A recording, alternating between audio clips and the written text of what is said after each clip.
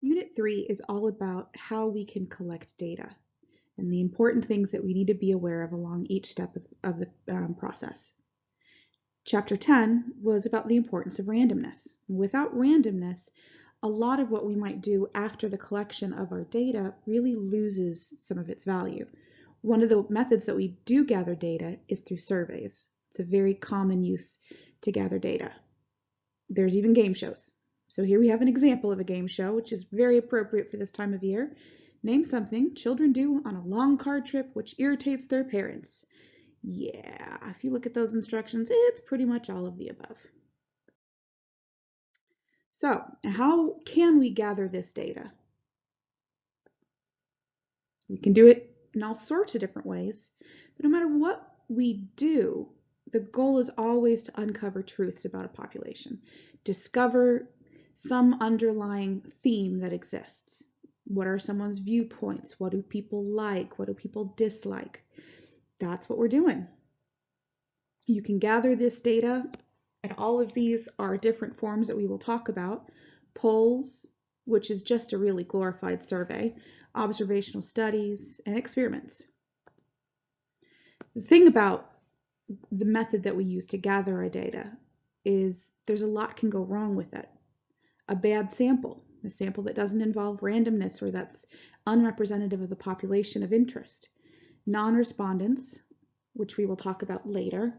Bias comes in so many different forms. I love this cartoon. This is a really good cartoon illustrating that point. If I were to ask you to fill out a survey about what you think your teacher is doing right and wrong, and then your teacher stands in front of you and reads it, yeah, you're probably going to answer that question a little bit differently if there's still some chance that they're going to control your grades. So here's one about management style. And it says, I'm hoping it's useful for those classes you're taking. And he's basically saying, oh, yay, I know what you're going to be using this for. Let me make this a positive experience for myself. Okay, there is a lot to know, a lot of vocabulary in this chapter. This is the reason why your flipbook is in 2 pages this unit. You can see the full list of terms and definitions on page 298 to 299. You can use those definitions when you do your flipbook. You can summarize them. You can take what we talk about here. Consider putting together the flipbook for this unit part of your homework. All right, so what is all this vocab we're talking about? We're going to get through much of this in this video. So if you'd like, you're more than welcome to pause this video at the end of each slide and write it all down, and boom, there's your flipbook. Our first term is population. We keep using that term, population. Now, the population is not necessarily the population of a city, of a town, of a country. It's not. The population is your group of interest that you are trying to learn about. Okay, sometimes a population can be a group of experiences or instances or actions themselves, but the population is the group that you're trying to learn about. Now, the sample, which we always hope is a representative sample, is some subset, some smaller group of the population. It has to come from people within the population you're interested in. And we look at samples with the hope about learning about a population, or what we call making inferences, which is the statistical way of saying making an educated guess. Now, in every single sample, randomization is a very key part. And randomization for this means that each individual in a sample is given a fair and random chance selection. Okay, that's what randomization means. We're going to come across a term a little bit later on that says a simple random sample, and that's different. But when we're talking about the term randomization, that's where the individual has a random chance of selection. Okay, but like I said, keep that in mind when we come back to this with our simple random sample. Now, things don't have to be 100% random in order to do a sample. We can use something that's called matching, where we are implying some sort of constraint on how we sample to try to make sure that that sample represents the population. because there could be a fluke of nature and you just randomly get a group of people with very, very similar characteristics. Maybe you want to ensure that the characteristics are evenly distributed, so you enforce some form of matching. It can be a better way to take samples, but no matter what, randomization should always be a part of it. Your sample size is just that. It's how many individuals, events, ideas were collected in order to create our sample. So our sample size, this is the way we do this. We say the sample size, which is a lowercase n, is always less than or equal to the whole population size. So this guy here, that's the sample. That guy there is the population. Lowercase n indicates the size of the sample, where an uppercase n represents the population itself. And sometimes what they'll do is they'll say, okay, we have this really big population n, and out of it, I take a smaller subset, and that makes my sample. Now, the rest of these kind of all come together. Population parameter is any type of numerical value that we're trying to gather about a population. Now, these are the guys that we're trying to figure out. What are they? What are we close to? What do we think? And for a population parameter, that would be mean, standard deviation. It could be all sorts of different things. It could be a proportion. But that is my population parameter. The statistic is that same idea, that value, but calculated from a sample. And we're hoping that the statistic approximates the population parameter. So what that would be, a sample mean, that's our X bar, and we've seen that notation before already. That's an S. Sometimes you'll see that as an SD or an SE. And that is a P hat.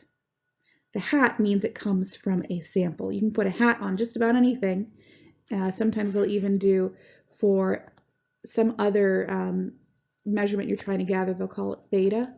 And then for the sample, they'll call it theta hat. By simply putting a hat over the top of it, it means sample. Now, representative. This is what we hope to always get from our samples. We hope our sample is representative of the population. And that's true if our sample statistic, this guy right here, that guy, if he looks like this, then we get a representative sample. That's what we're always going for. And the sampling frame, the big thing about this is one key word. It is a list.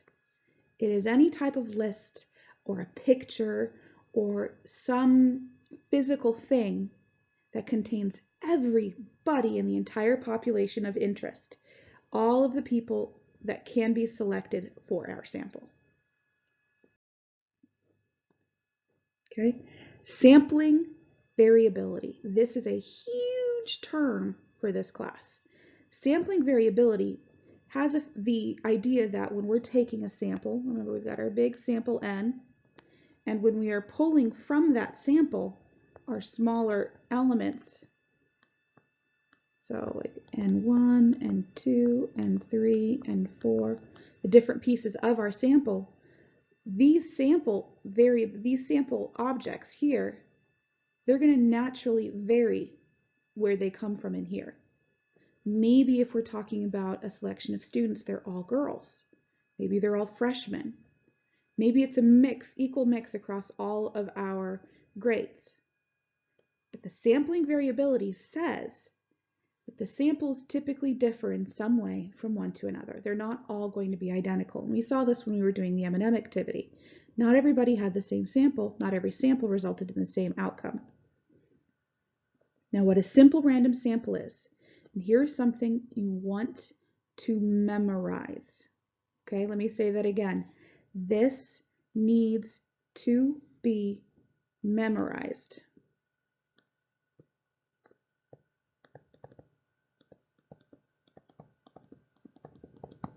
I can guarantee a question like this will be on almost every single quiz and test from here on out.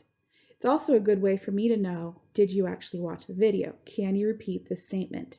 A simple random sample, which sometimes we usually use the letters SRS,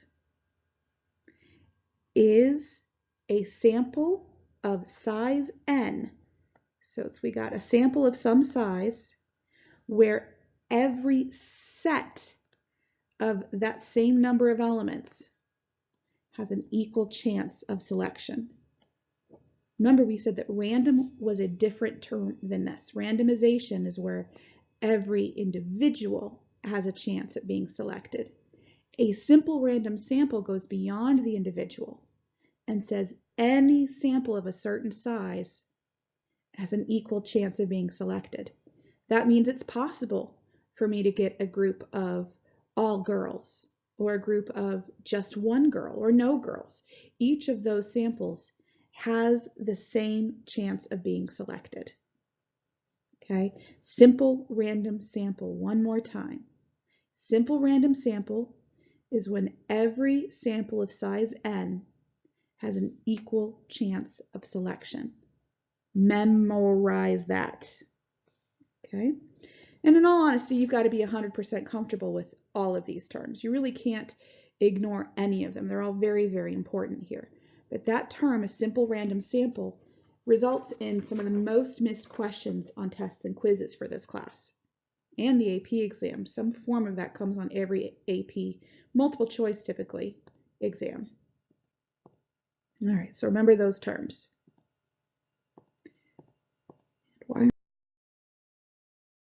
Now, there are many different ways in which we go about actually gathering our data, and the method that we choose says a lot and will influence the type of responses that we get. In order to understand that, you have to know what are these things. The first one is a sample survey. A sample survey, simply put, is where you are surveying a sample. So that means I have my entire population of n individuals, and I'm taking out some subset of that. So a sample survey is just where you get something where your sample size is less than your total population. I wrote or equal to there. That's not true. It is just less than. The reason why I said it's not equal to is because when it's equal to, it becomes a census. A census is where you get to question every single individual idea participant in the population of interest. It's a very expensive process. It's usually not done because it's so difficult to get every single person to participate.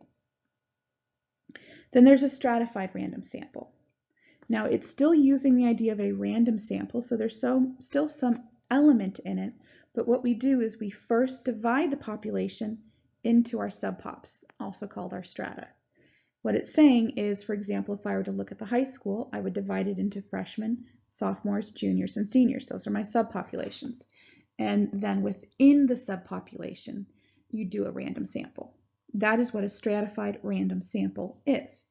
It's ensuring that your final group is representative in the same proportions of some of the biggest characteristics you know about in your population. You do a stratified random sample when you know that there are clear differences between those groups. For example, having a layer cake. There could be differences between each of the different layers in that cake, and so you cut a slice that will get some of every single strata, and that each strata is in proportion to what it is in the whole. We do that. It's not perfectly random, but sometimes it can be even better because you're guaranteeing that your sample has a similar build, a similar makeup as your population to hopefully make it more consistent and more representative. A cluster sample is when you believe the entire population is all equally mixed, and since it's equally mixed, why not just go to this one group, this one cluster? It's the idea of, for example, looking at a vineyard.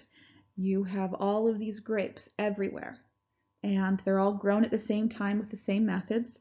So it's the belief that you can take one cluster of grapes and understand fully what the entire vineyard is like simply because of those grapes.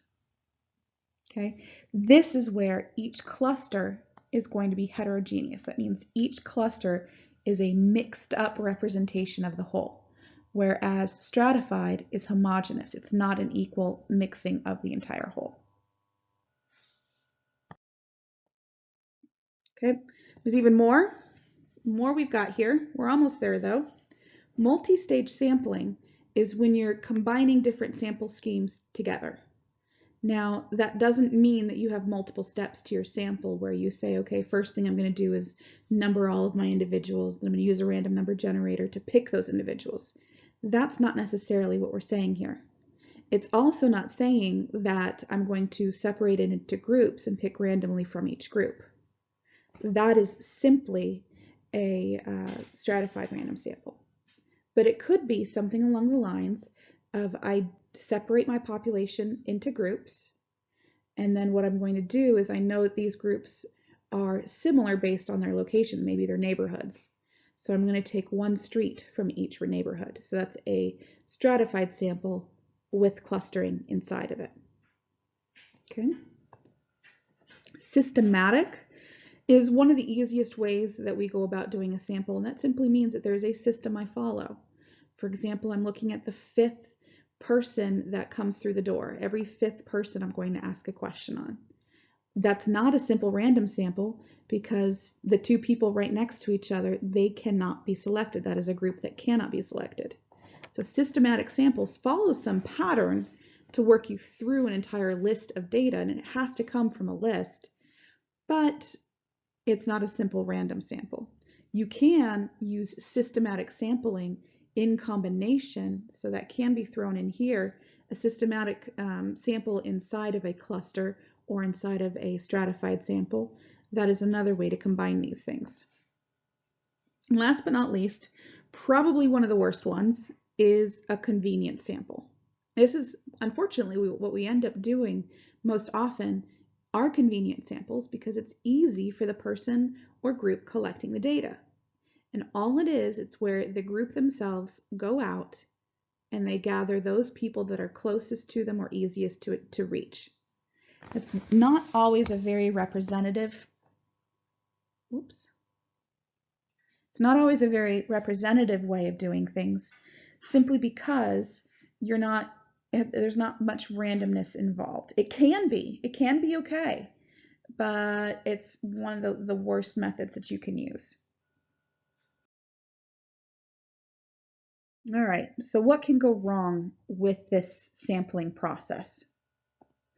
The biggest thing is bias. Bias in and of itself is any systematic failure.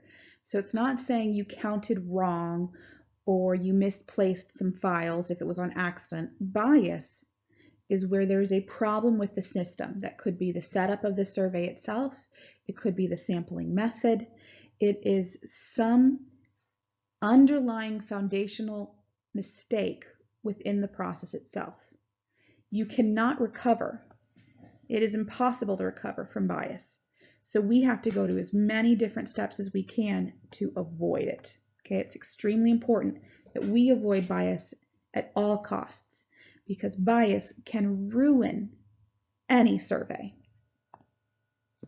One of the types of bias that we have is voluntary response bias.